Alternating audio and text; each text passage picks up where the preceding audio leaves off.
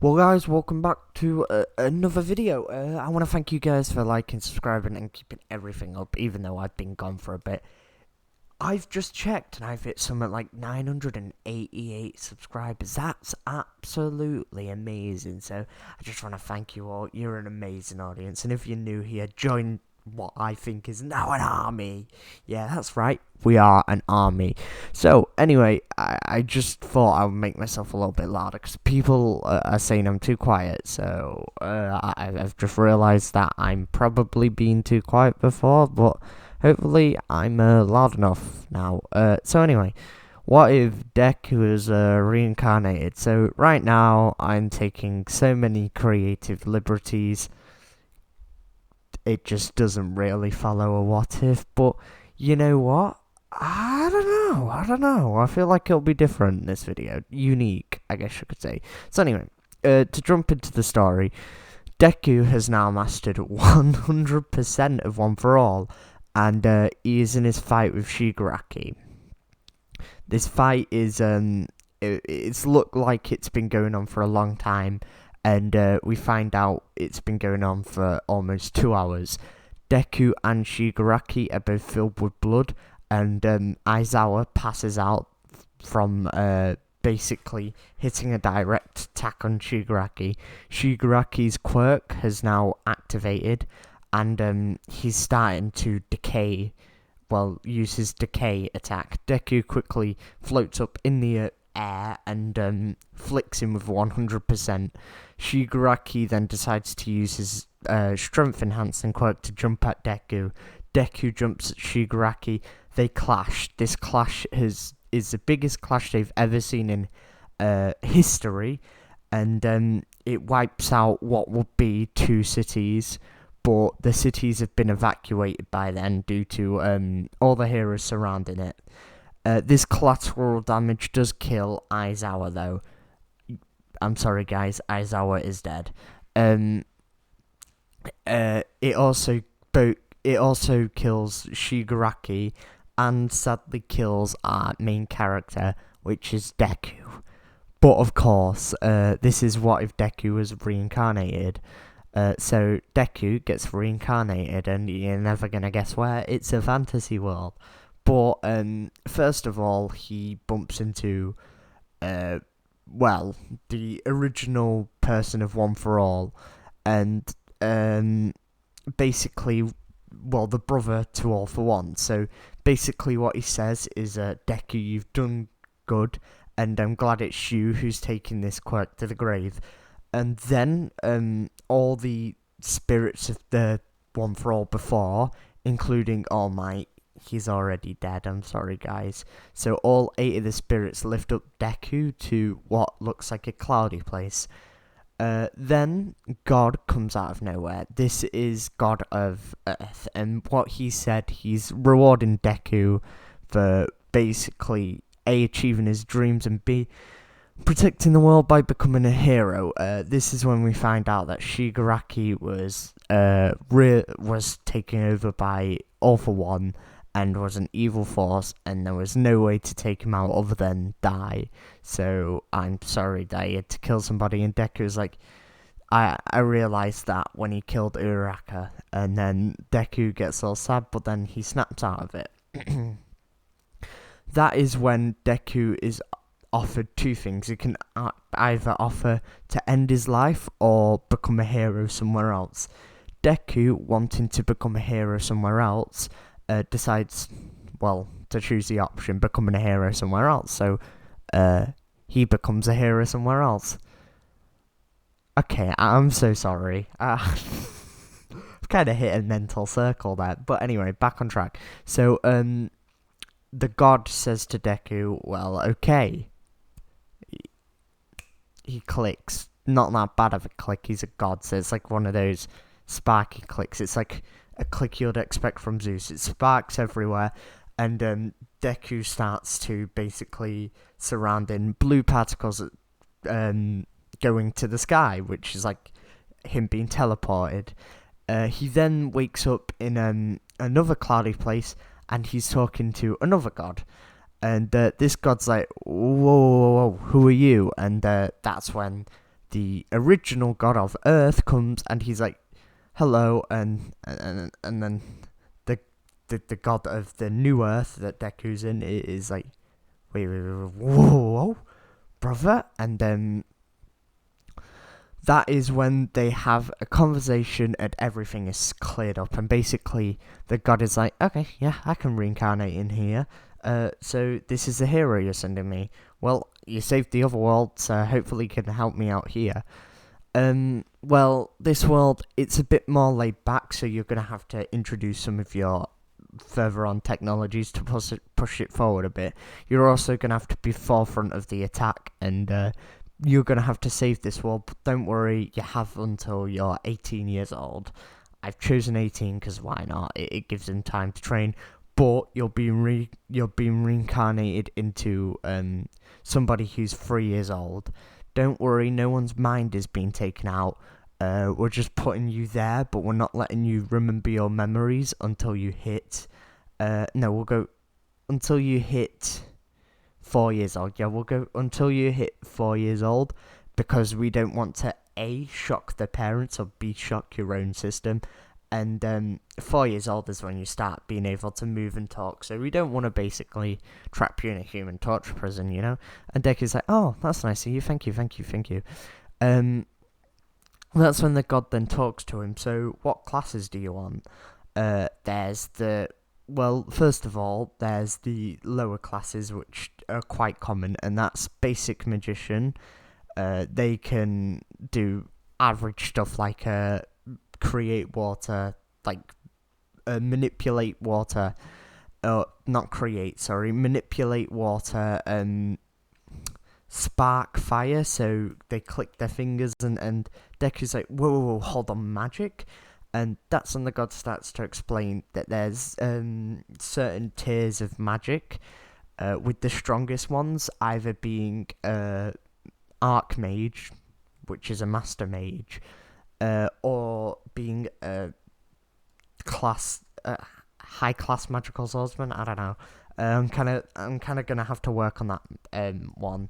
And Deku's like, well, since I went melee last time, I'm thinking maybe I should go a bit more of a forefront fighter. I'm not really a chilly back one. I want something quite melee-ish, and that's when God goes, okay, magical swordsman it is. This is, of course, amazing because that's the highest class you can get. But he isn't born like that. Basically, how the power system works is that you have potential and you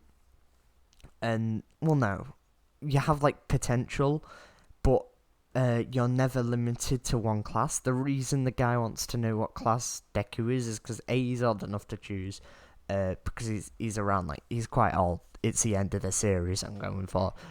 B, he's gonna give him a weapon that's got more magical properties to it to make him stronger, but he can't use that weapon until he's a certain level. So and the guy's gonna specify,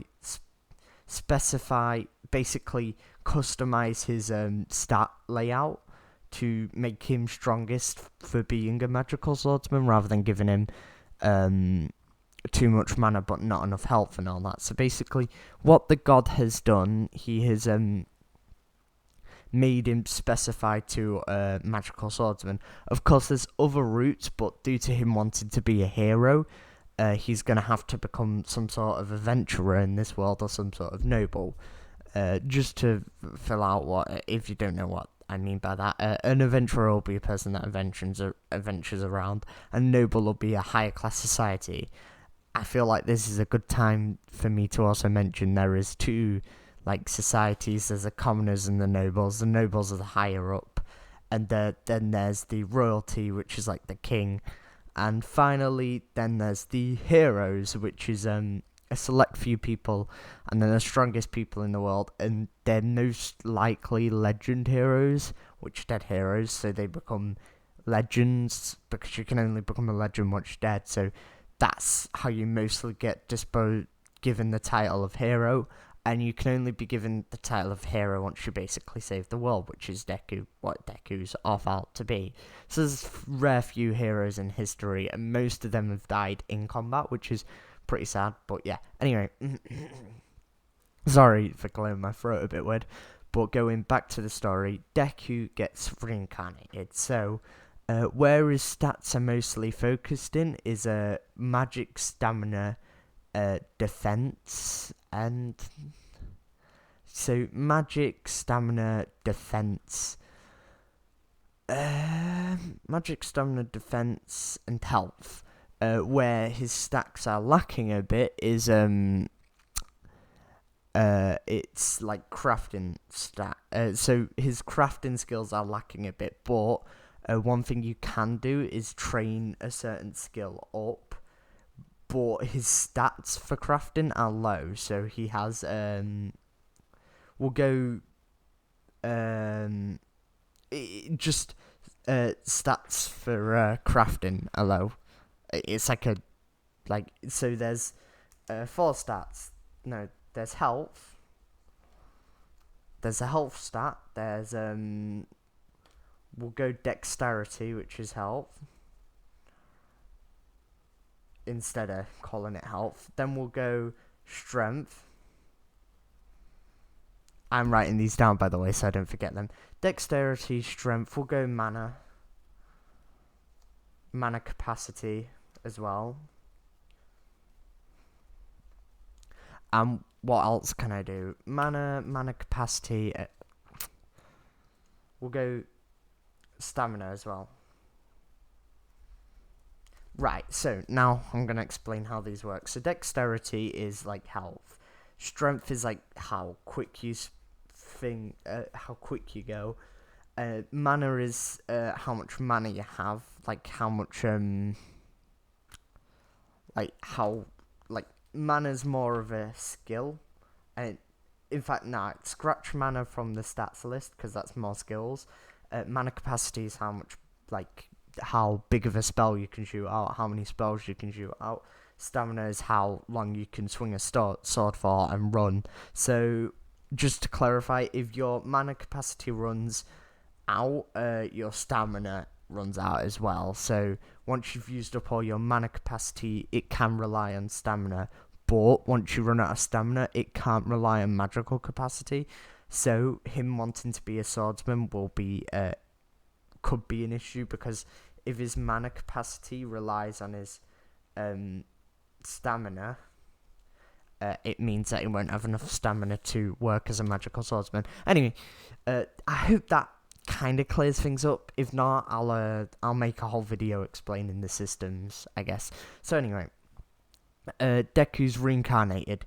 He's given certain boosts to things. He's given boosts to dexterity, strength, mana capacity, and stamina. And you might be like, James, no, we'll go by. You might be like, Jim Bob, well, that's all of his stats. Yeah, he got a boost to all his stats. As a magical swordsman, he needs a boost to all his stats, but this is an even boost.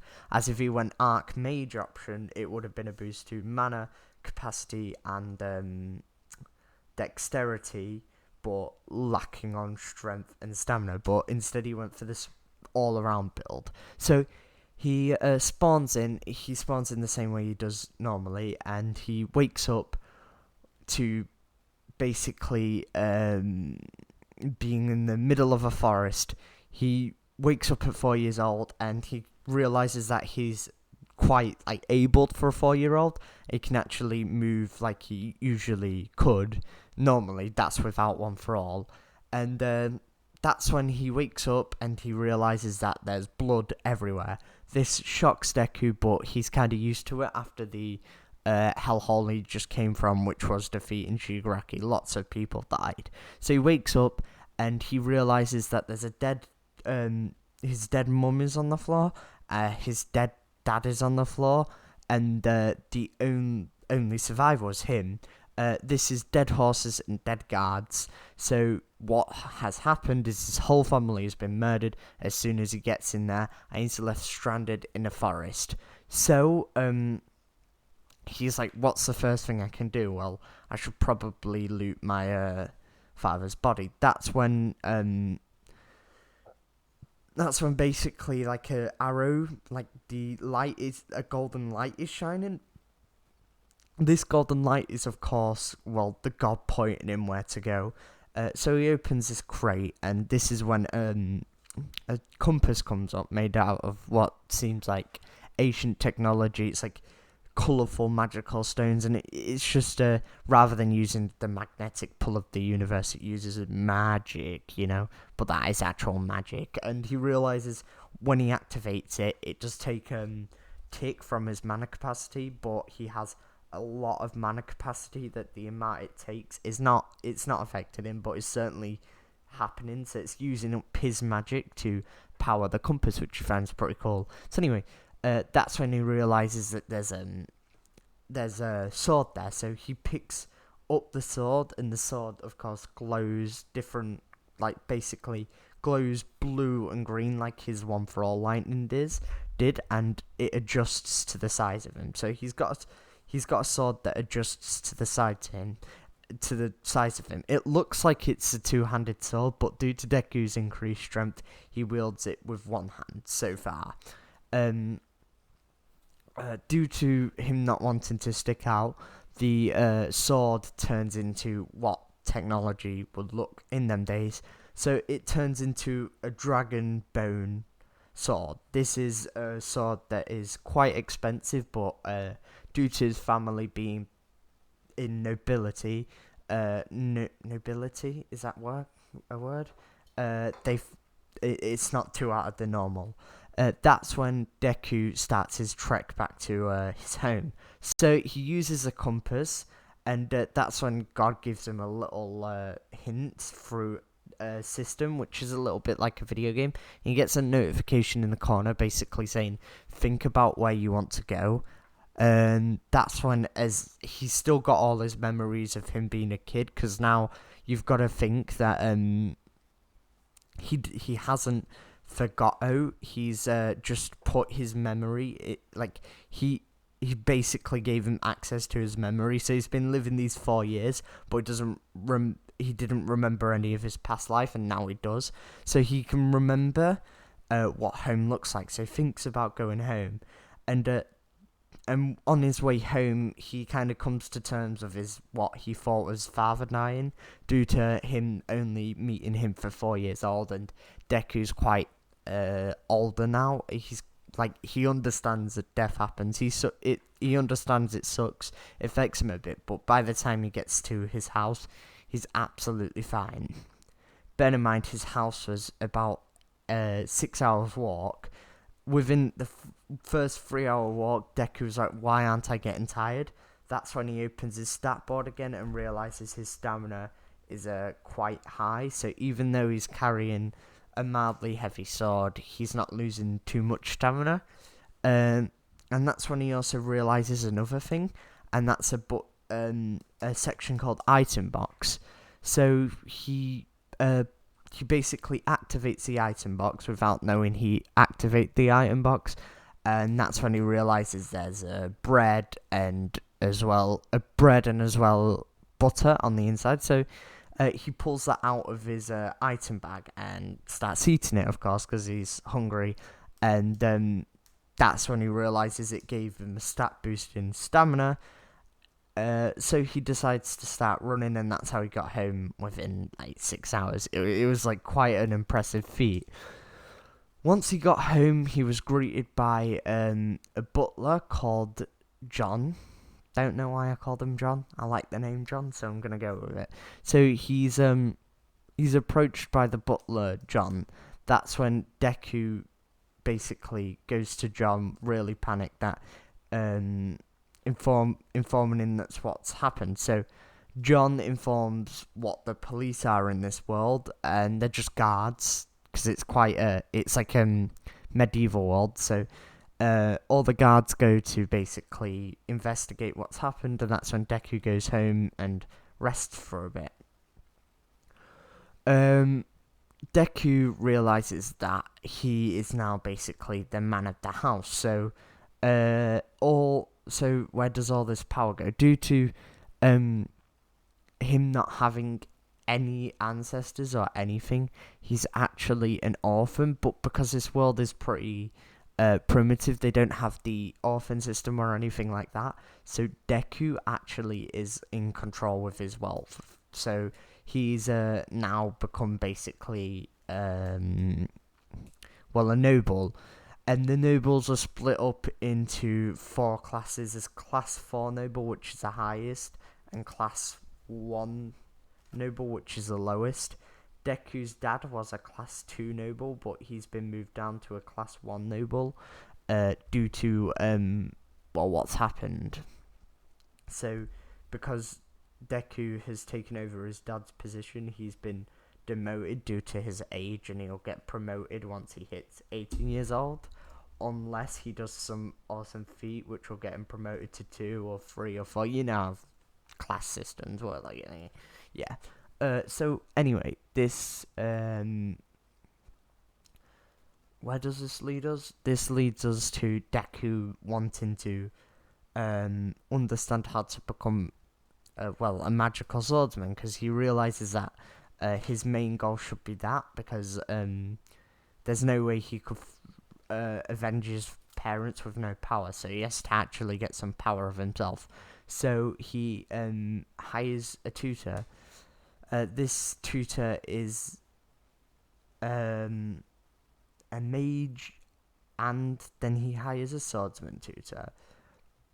But I'm going to leave that till next episode, because this is getting quite long, and I'm actually getting quite tired. So I want to thank you guys for watching. If you watched this far, tell me if you'd like me to continue this series. I will be doing something called continuing series, because I've realised throughout my whole time on YouTube, I've done 1 part after 2 part after 3 part. Sorry, I've not done 1 part, 2 part, 3 part. I've just gone part 1, skip, part 1, skip, part 1, skip. So I need to start doing some more part 2. So I will attempt, but kind of hard. But anyway, I want to thank you guys for watching. So have a nice night. See you tomorrow. It's 12 o'clock, so I don't know why I said have a nice night, but have a nice day. See you tomorrow. Goodbye.